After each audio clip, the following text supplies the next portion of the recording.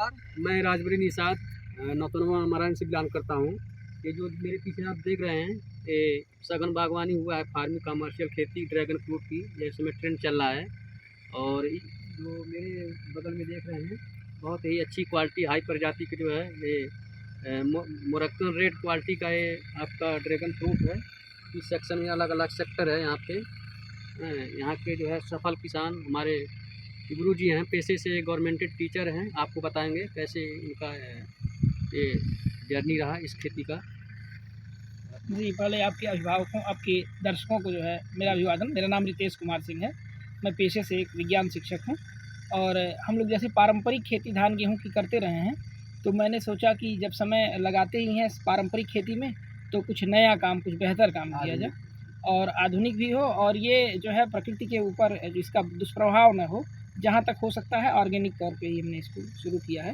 साल भर पहले ये लगा हुआ है। ये जिसमें हम लोग खड़े हैं, ये जो प्लाट है, इसमें 2 प्रकार के पौधे हैं। इसमें कुछ आप ज़्यादातर जो देख रहे हैं, ये मोरक्कन रेड है और कुछ थाई पिंक इसमें है जी। और इसके अलावा बाकी विभिन्न प्रजातियों के पौधे जो है आगे भी लगे हुए हैं और बहुत अच्छी देखभाल मैं इसकी नहीं कर पाता हूँ, फिर भी इसकी जो वृद्धि है इससे मैं खुश हूँ। और ये पहली बार इसमें जब फल आया, ये 7वें महीने में इसमें फल आ गया था। 7वें 8वें महीने में फल आ गया था इसमें। तो कुछ सैंपल फ्रूटिंग के लिए हम लोगों को मिला है फल, और इस बार अप्रैल से जब फ्लावरिंग होगी तब और पर्याप्त मात्रा में फल देखने को मिलेगा। तो आप संतुष्ट हैं सर इस खेती से? हाँ, अभी देखिए, अभी तो मतलब लागत इसमें, क्योंकि इसमें प्रारंभिक लागत बहुत ज़्यादा आती है जी। तो लागत तो इसमें बहुत ज़्यादा आई। और क्योंकि मैं मतलब इस फील्ड से बेसिकली व्यावसायिक कृषि से जुड़ा हुआ व्यक्ति नहीं हूँ, मैं तो शिक्षण पेशे से जुड़ा हुआ व्यक्ति हूँ। तो शुरू में चीज़ों को समझने में थोड़ी सी कठिनाई आई, अभी भी आ रही है, पर मैं सीखने के प्रयास में हूँ धीरे धीरे। और जैसा ये चल रहा है, इसका प्रारंभिक जो रुझान है, ये मेरे लिए अच्छा है। जी सर, कुछ लोग पूछते हैं सर कि इस क्लाइमेट में, ऐसे वातावरण में क्या यहाँ ये अच्छा हो पाएगा? तो मैं चाहता हूँ कि एक बार आप बताएं सर कि आपने जो फीडबैक लिया है, क्या हो पा रहा है कि नहीं हो पा रहा है सर? जो मेरा अध्ययन है और कुछ जो लिटरेचर भी, प्रारंभिक लिटरेचर अभी, क्योंकि हमारे देश में ड्रैगन फ्रूट की खेती बहुत पुरानी नहीं है, जैसा कि आप लोग भी जुड़े हुए हैं तो जान रहे होंगे। ये 1 दशक भी अभी पूरा भारत में ड्रैगन फ्रूट को नहीं हुआ है। तो कृषि विभाग वगैरह में कोई प्रिंटेड मटेरियल जानकारी इसके बारे में अभी बहुत ज़्यादा है नहीं। फिर भी जो अनुभव से मैंने देखा है कि ये जो है दक्षिणी अमेरिका के मरुस्थलीय क्षेत्रों से निकलती है और वहाँ से दक्षिण पूर्व एशिया में इसका विस्तार होता है, फिर वहाँ से वियतनाम और चीन जैसे देशों में होता है, और अब भारत में राजस्थान और गुजरात जैसे गर्म और कम वर्षा वाले क्षेत्रों में ये होता है। इसके अलावा आप देखिए, ये बंगाल में भी होता है। यहाँ का वातावरण, जहाँ का क्लाइमेट गुजरात और राजस्थान से बिल्कुल अलग है। इसके अलावा ये हमारे यहाँ जो है नेपाल में बिल्कुल तराई का क्षेत्र यह भी है। तो ये बुटवल के क्षेत्र में मैंने देखा बहुत सारा है, एकाध कुशीनगर वगैरह में भी, और उत्तर प्रदेश के कई जिलों में ये इसकी खेती हो रही है। तो मेरे हिसाब से क्लाइमेट की कोई समस्या नहीं है। और जैसा कि आप देख रहे हैं कि बहुत कम देख रेख से, बहुत कम, और ज़्यादातर ऑर्गेनिक खादें ही पड़ती हैं थोड़ी बहुत इसमें, और उस पर भी इसकी ग्रोथ बहुत अच्छी है। चलिए, धन्यवाद गुरुजी, जो आपने इतना बढ़िया जानकारी दिया।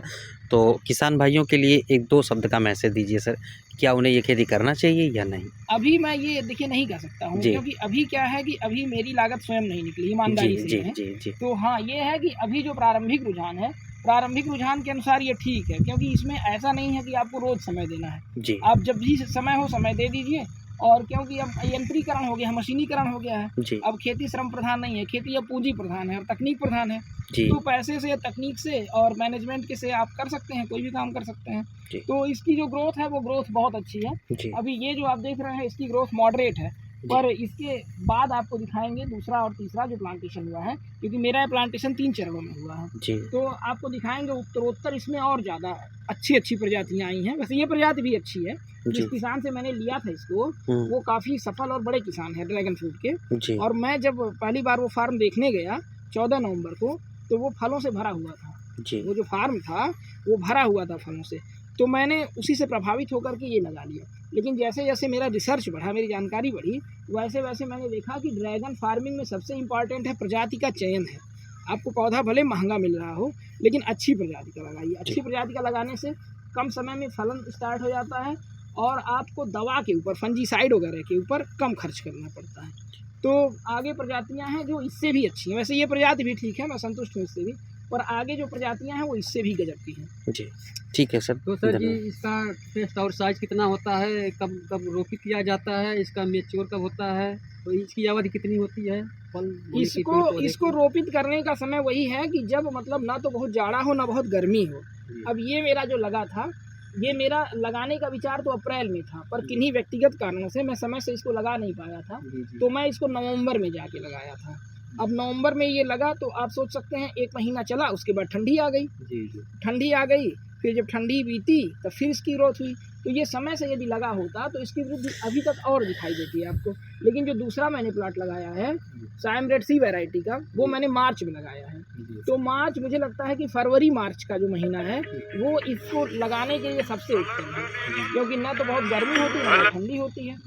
और अभी रही बात तो मार्च का जो लगाया हुआ वो बढ़िया चल रहा है। जी, जी। इसके अलावा इसका जो पीरियड है, अब क्योंकि ये बहुवर्षीय है, जी। अब भारत में कुछ लोग कहते हैं कि ये 20 साल चलेगा, कुछ लोग कहते हैं 30 साल चलेगा, जी। पर भारत में ही ये भी बहुत कम वर्षों में, मुझे लगता है 5-7 वर्षों का ही आया हुआ है। जी। तो फिर भी ये है कि बहुवर्षीय है और जी। कैक्टस प्रजाति का पौधा है, जी। तो ये चलेगा। हमको लगता है कि लंबे समय तक चलेगा, जी, क्योंकि जी। प्रारंभिक इन्वेस्टमेंट इसमें ज़्यादा हो रहा है। तो ऐसा तो है नहीं कि 5 साल 6 साल में जो है समाप्त हो जाए, तो किसान का घाटा हो जाएगा। नहीं। लेकिन इसका जो विभिन्न स्रोतों से जो जानकारी प्राप्त हुई है, जी। उसके अनुसार ये 20 साल 25 साल से पहले तो नहीं जाने वाला है, आराम से इतने साल तक चलेगा। मतलब इन्वेस्टमेंट एक बार करना है और बार बार इसका जो है फसल का फ़ायदा लेना है, बेनिफिट लेना है। और सर ये चीज़ बताएं हमें, ये क्या मतलब इसका टेस्ट कैसा है, इसका फल साइज कितना है, फ्रूट कब होता है? ये फ्रूटिंग देखिए, इसकी जो फ्लावरिंग है, जी। फ्लावरिंग इसकी अप्रैल में शुरू हो जाती है। जी। अप्रैल महीने में फ्लावर आने लगते हैं। जी। और ये क्योंकि अभी यहाँ पर जो क्लाइमेट है उसमें मैंने जो पाया है, अगर आज एक बर्ड आ रही है, मान लीजिए जी। जी। कलिका आ रही है, जी। जी। तो उसको पूरी तरह से पक करके तोड़ने में 40 दिन का लगभग समय लगता है। जी। 40 दिन का। तो यह समझ लीजिए कि अप्रैल में छिटपुट फ्लावरिंग होने लगती है, तो अप्रैल में जो फ्लावरिंग होगी वो मई में आपका फल टूट जाएगा, जी। और मई में जो होगी वो जून में।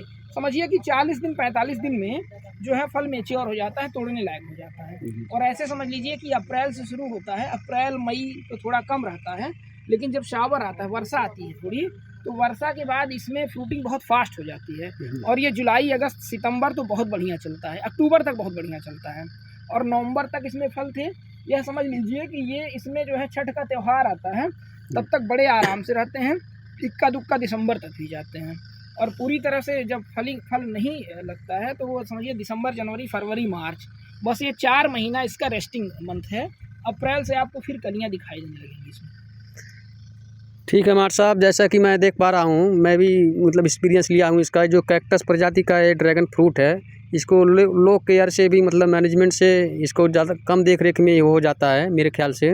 उतना ज़्यादा इसमें खर्च नहीं होते हैं, ज़्यादा फंगीसाइड वगैरह फर्टिलाइज़र वगैरह का इस्तेमाल नहीं होता इसमें।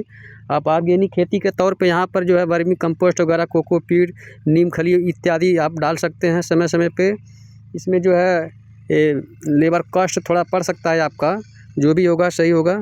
और इसको आप बढ़ावा दे रहे हैं, ये देश के लिए, समाज के लिए आप एक उदाहरण बन रहे हैं।